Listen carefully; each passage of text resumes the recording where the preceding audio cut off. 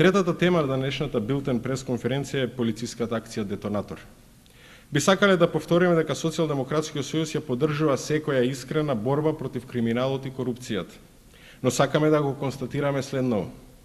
Се поочигледно е дека најавената борба против организираниот криминал, насилници, оружје, дрога, рекет се претвора во акција за апсење на флипери и покер апарати.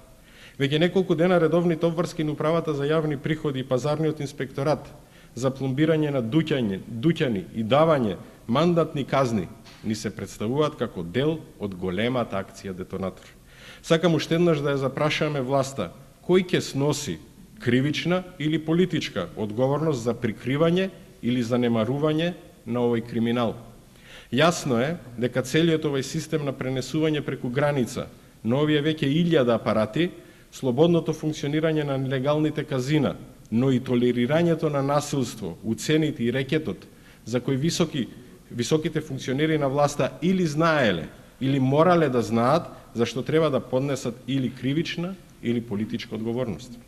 А тоа се Ванчо Каргов како директор на Царинската управа и најодговорен за влезот и излезот на стоки од Република Македонија, Горан Трајковски како директор на Управата за јавни приходи, но и Зоран Ставревски, кој представува директен шеф на овие двајца.